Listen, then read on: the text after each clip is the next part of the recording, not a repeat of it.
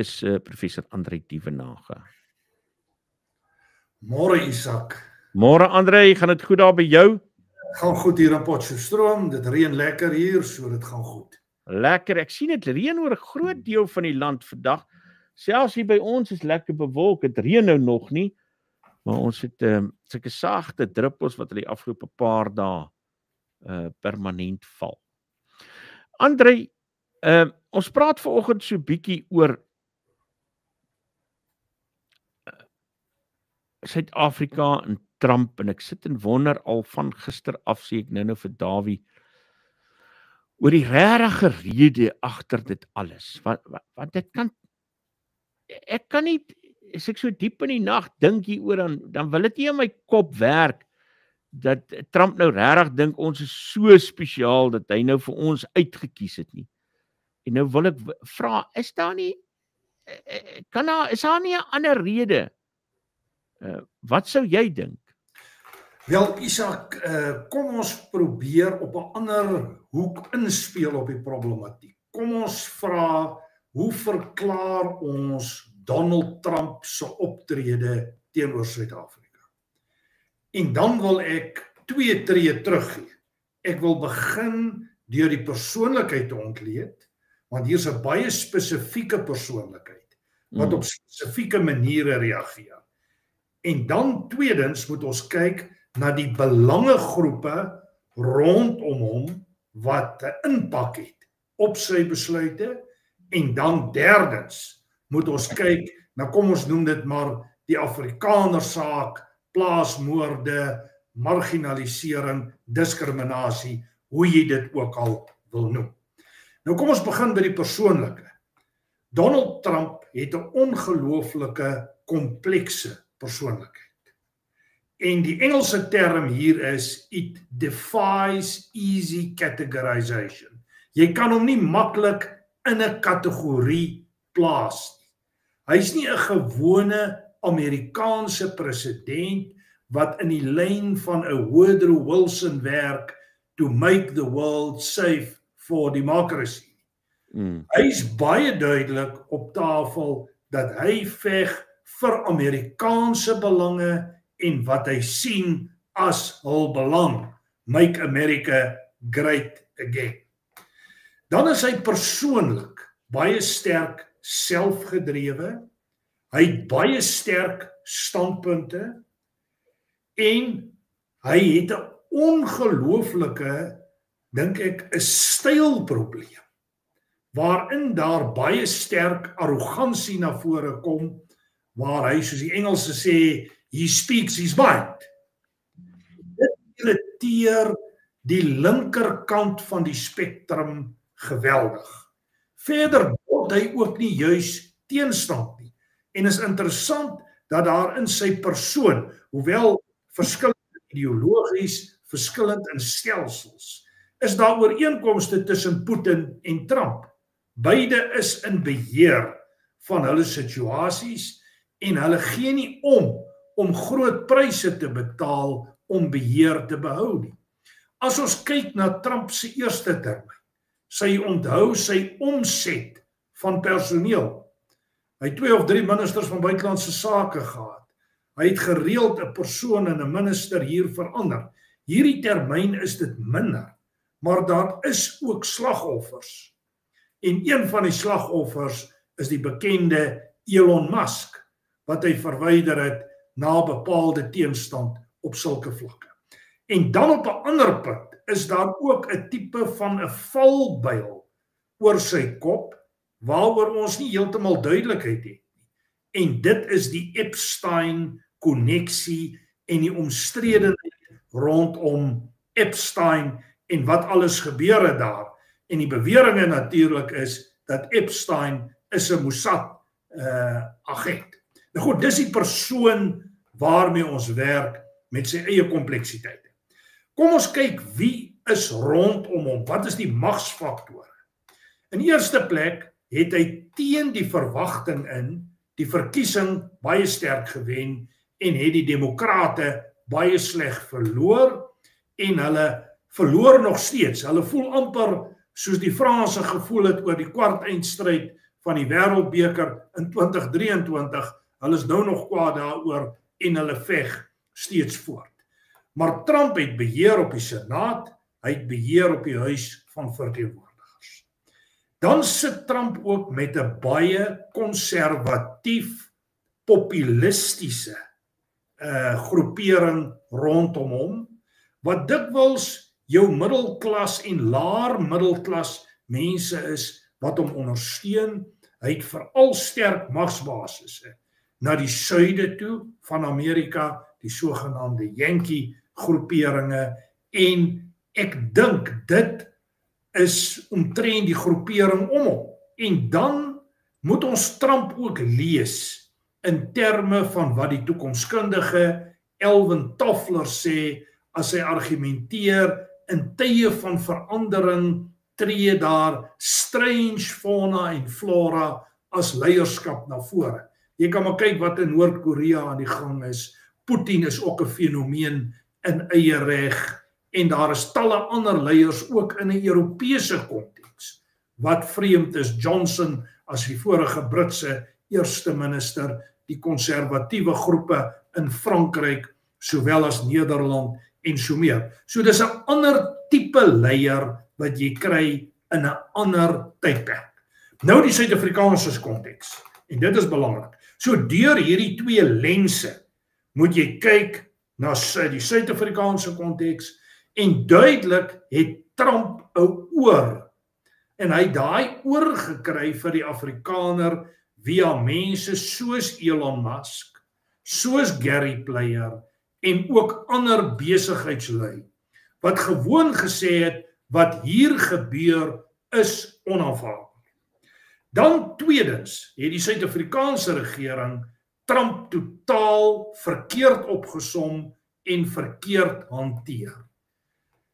Cyril Ramaphosa was naïef, hy wou die apartheidsnarratief speel en aanvaar, daarmee vee hy alle teenstand uit die pad uit. Dit het nie gewerk.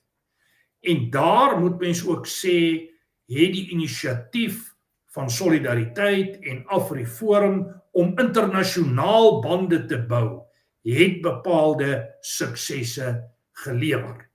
En dan natuurlik Suid-Afrika se belyning met Rusland, met China, met Iran, met Noord-Korea, met Cuba, op die oomblik die Russiese koneksie, ek dink dit is na Venezuela toe, is ook uiters problematies. So dit skep 'n internasionale omgewing, wat die Afrikaner saak, as jy dit dan nou so wil noem, sterker dra en sterker motiveer. Isak, in 'n neutedop 'n lang antwoord, maar dis my verstaan van dit wat jy op tafel sit hier. Ek het nou so 'n bietjie met Grok en met ChatGPT gisterand gesels en so die kort en die lank van daai gesprek is dat die binnelandse vlugtelingebeleid in Amerika ook 'n basis vorm vir Trump se moontlike belangstelling die kant toe. Dit word dan nie presies uiteengesit nie, maar sou jy dit ook daaraan koppel? Baie beslis. Daar's geen twyfel daaroor nie. Die hele opkoms van regse, noem dit maar konservatiewe politiek in Wes-Europa en Skandinawië het te maak met die immigrasiekwessie. Net gister was daar 'n standpunt waar sekere moslimgroepe sê dat hulle moet beheer neem van die Verenigde Koninkryk. Ons weet hoe ernstig die problematiek in Frankryk is, wat 'n direkte verband hou met die Le Pen konservatiewe beweging in Frankryk, Wilders in Nederland met die immigrante. Die Duitsers het lankal 'n probleem en hulle konservatiewe nasionalistiese politiek is besig om op te tel. Daai selfde sentimente lê waarskynlik nog sterker in sekere Oos-Europese state. En jy moet Rusland ook nie weggooi in die verband nie. Ek weet, hy het ander politieke bande, maar wêreldwyd is daar negatiewe sentimente oor immigrasie. Ek wil natuurlik 'n verklaring bied daarvoor in Wes-Europa. gegeewe 'n stel omstandighede, sien ons eintlik 'n bevolkingsinploffing, of 'n ouer wordende bevolking, moet mens eerder sê, in Wes-Europa. En dit beteken Wes-Europa benodig jong arbeid wat kan werk. En dit bevorder die immigrasiestroom na Wes-Europa toe. So daar is redes, maar die immigrasiepatroon staan sentraal. Maar wat Donald Trump nou weer uniek gaan doen het, hy laat net 'n paar duisend mense toe om na die VSA te immigreer, maar hy laat spesiale ruimte vir die Afrikaners.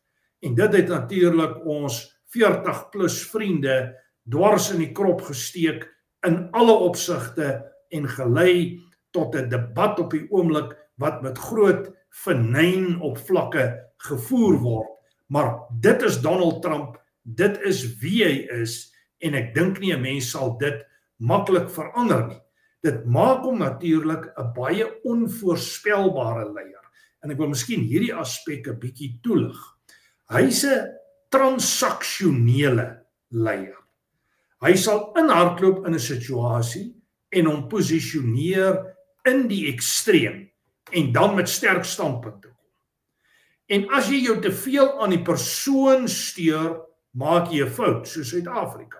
Ons het gereageer op daai ekstreem en ons daarvolgens probeer posisioneer. Fikile en Mbalula wat sê hulle gaan hulle nie laat voorskryf nie en hulle vriende is hulle vriende, daai tipe standpunt. Daarteenoor het Trump dieselfde gedoen met Lesotho en Zimbabwe. Dis nou die handelstariewe proses wat ek hiervan praat. En hulle het stilweg hulle self geherposisioneer met 'n baie beter uitkoms. So Trump beweeg in die ekstreem en hier sien jy die eiendomsagent wat hy was. En dan beding hy 'n beter posisie vir die VSA. Ek dink nie ons kon daardie wedstryd speel nie. En dan natuurlik Suid-Afrika se ondersteuning van die internasionale strafhof saak teen Israel het baie negatief gereflekteer, want die constituencies wat Trump in sy omgewing beïnvloed, het 'n baie sterk Joodse oriëntasie. Daar's mense wat byvoorbeeld sou sê, ja, maar hy's eintlik agter Suid-Afrika se Iran aan, of daar's een of ander geopolitiese voordeel wat hy uit Suid-Afrika uit wil kry. Wat sou jou kommentaar op so iets wees? Wel, ek wil sê tot die mate wat dit wel bestaan, en ek dink partymal word dit dalk oorbeklemtoon, sou ek dieselfde motiewe kon lees by die Russe, ek sou dieselfde motiewe kon lees by die Chinese en waarskynlik ook internasionale en ander belangegroepe. Gister het die nuus gebreek, miskien was dit al vroeër dat ek dit eers gister gelees het, dat die Chinese op die oomblik besig is om militêre basisse in Suid-Afrika, waaronder De Brug buite Bloemfontein, te bou en te ontwikkel. So Suid-Afrika is van 'n strategiese waarde. En die feit dat die ANC so geweldig sterk oorleun na hetsy die Russe of die Chinese. En ons moet net onthou, het 'n klomp goed gebeur wat dit bevestig. Die Lady R episode, die vliegtuig wat hier op Appington geland het, goed wat as het ware agter die skerms gedryf word. Op die oomblik het ons 'n probleem dat hier mense gewerf is om ek dink is MK mense wat gewerf is om as veiligheidswagte in Rusland opgelei te word, en hulle het hulle bevind op die grens van die oorlog met die Oekraïne, en hulle is op die oomblik of gevangenes of hulle is in een of ander probleem, en nou moet Suid-Afrika bepaalde antwoorde bied. Maar die punt is, daar is 'n belyning tussen Suid-Afrika en die groepe, en die Amerikaners sien dit as 'n bedreiging vir hulle belange, en Trump is bereid om blaatant op te tree. En dis interessant dat hy beweeg na 'n land soos Botswana toe, wat baie stil sterk Amerikaanse belange ondersteun, uiteraard tot hulle eie voordeel. En ons is ook bewus van 'n groot Amerikaanse basis wat net hier noord van ons grens, hier in die suide van Botswana, Zimbabwe se kant toe lê. So, hier is belange in Suid-Afrika. Ek dink in die Trump-administrasie word dit net meer sigbaar en daadwerklik gekommunikeer en moontlik gehanteer. Jy het dit nou ook genoem, daar's nou hierdie stryd tussen verskillende groepe hieroor in Suid-Afrika. Die een groep wat spesifiek sê, ja, maar daar is nie 'n aanslag teen Afrikaners nie. Dawie Rood wat nou dalk dit vir my die beste gestel het, hy sê, hy dink nie die ANC sit in 'n donker kamertjie en maak planne teen Afrikaners nie, maar dit is 'n feit dat daar wetgewing en ander maatreëls is wat dit moeilik maak om 'n Afrikaner in Suid-Afrika te wees. Wat sou jou kommentaar daarop wees? Wel, kom ons begin heeltemal op 'n ander punt. Kom ons begin en ons vra, wat is die primêre taak van 'n staat? Sy heel eerste taak is wet en orde en stabiliteit. En 'n staat moet 'n veiligheidsorde daarstel en verseker. Sedert 94 het die ANC die veiligheidssituasie van burgers in die algemeen en ook dan Afrikaners in besonder verswak. Een voorbeeld daarvan was die opskorting van die kommandostelsel. Op die oomblik is die ANC-regering weer besig om na vuurwapenwetgewing te kyk, ten einde dit moeiliker te maak vir Suid-Afrikaners om wapens te bekom en strenger vereistes vir selfverdediging te stel. Daar het jy pas verwys na nog 'n plaasmoord, een van soveel. Nou die punt wat ek hier probeer maak, en ek stem met Dawie Rood saam, daar is waarskynlik nie 'n aktiewe beplanningsstrategie waarin hierdie goed uitgevoer word. Maar die argument is, kom ons pas net nie wet en orde toe nie. Kom ons kyk ander pad en ons motiveer mense hier op sekere vlakke met onder meer die sing van kill the boer, kill the farmer. Ons probeer wetgewings in plek kry om hulle in 'n moeilike posisie te plaas. En kom ons kyk mekaar direk in die oë, Isak, en ons sê, as jy vandag vir 'n pos aansoek en jy's 'n Afrikaner man, word jy eintlik by voorbaat gediskwalifiseer. Ons praat van meer as 140 wette wat geïnstitusionaliseer, dit wil sê wetlik bestaan, waarin daar diskriminasie op basis van ras en kleur toegepas word. En hier kan ons kyk na jou swart SEB-wetgewing, swart bemagtiging, jy kan kyk na jou ekwiteitwette, jy kan kyk na 'n klomp ander wette, en jy kan ook kyk na hoe die regime of die stelsel die goed teenstrydig toepas. Dan dink ek, daar is 'n saak om te stel in hierdie verband. Oor die kriteria van 'n volksmoord, daaroor kan 'n mens praat, maar dat daar 'n bepaalde aanslag op die Afrikaanse kultuur, op die Afrikaanse identiteit is, dit is inderdaad so, dat daar 'n baie sterk teenreaksie kom vanuit Afrikaner geleedere. Ek dink ons het 'n deel daarvan gesien in terme van die reaksie op die oop brief van die 40 mense. Dit is baie duidelik. En natuurlik is daar verskille oor wie en wat presies nou kwalifiseer as 'n Afrikaner. Ek wil nou nie daarop ingaan nie, maar jy het daar 3 groepe, jou boeregroep wat baie eksklusief is, jou Afrikaner groep wat minder eksklusief is, en eintlik die groep van voor 94 verteenwoordig, en baie gevalle sluit daar groepe by daai denkidee aan, en dan kry jy die Afrikaanses, wat 'n meer inklusiewe tipe konsep is. Nou ek dink hierdie gedagtelyn wat ek stel, word veral deur eersgenoemde 2 groepe geartikuleer, maar laat hier 'n probleem is so, dat dit saamhang met 'n verswakkende staat en gebrekkige veiligheid is so, en ek dink, Isak, die syfers wys dit reeds. Ek dink amptelik het ons in die orde van 200.000 polisiemanne en vroue, maar die nuutste syfers wat ek hoor is dat hier tot 800.000 mense in die privaat veiligheidsomgewing is. En dit beteken dat die primêre taak van die staat is nou in die hande van onder meer privaat veiligheidsmaatskappye. En dis een van die motiverings vir die nuwe wapenwetgewing, want hierdie manne het eisters wat kan terugskiet, hulle het nie gebreekte kanonne en voertuie wat staan en ernstige ander probleme nie. So in daai sin word dit 'n risiko vir die staat. Van die kritiek, gepraat nou van die groep van 40 wat die brief onderteken het, sou wees, of is dat, en hulle distansieer hulle van die begrip Afrikaner. Party mense sê ja, maar dit is te politiek gelade identiteit om te hê. Maar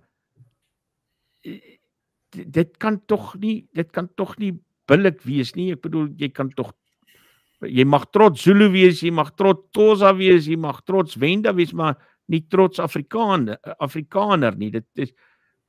Dit pas mos nie in 'n demokrasie vir my nie. Isak, daar's geweldige inkonsekwenthede in die skrywe van daardie groep van 40. Hulle wil namens die Afrikaner praat op 'n manier, maar hulle wil nie die identiteit aanvaar.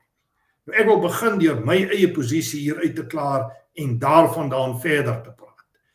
Ek is 'n trotse Afrikaner.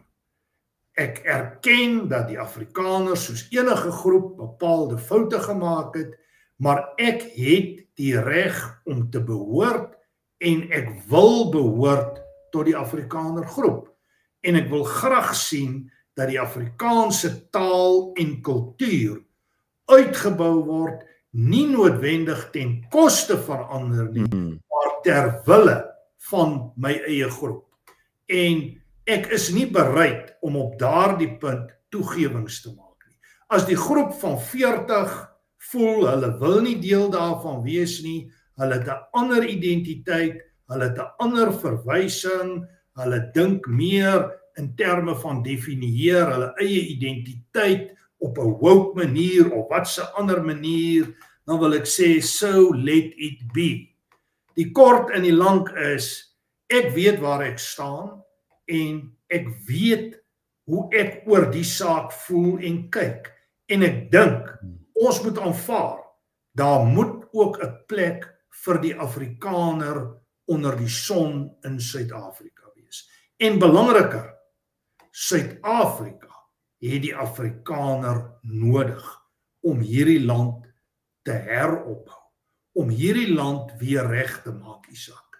Want die krisisse wat ons gekry het, en dit verswyg die groep van 40 binne die ANC, is 'n scenario wat ekstreem sleg is. En ek is bereid om te sê, politieke, ekonomiese en maatskaplike toestande in Suid-Afrika is tans slegter as wat dit was in die jare 80. Daarby sê ek nie, daar moes nie hervorming gewees het nie, ek was ten gunste van die hervorming, ek steun die demokratiese orde wat tot stand gekom het, maar dat hy tans ernstige gebreke het, is nie aan te twyfel nie, dat die Afrikaner 'n rol in die verband te speel het, dit is so, en ek dink, ons gaan weer in 'n tyd in, waar verskillende identiteitsgroepe in Suid-Afrika mekaar in die oë moet kyk en verantwoorde moet soek. Ons het op die oomblik nog nie die antwoord.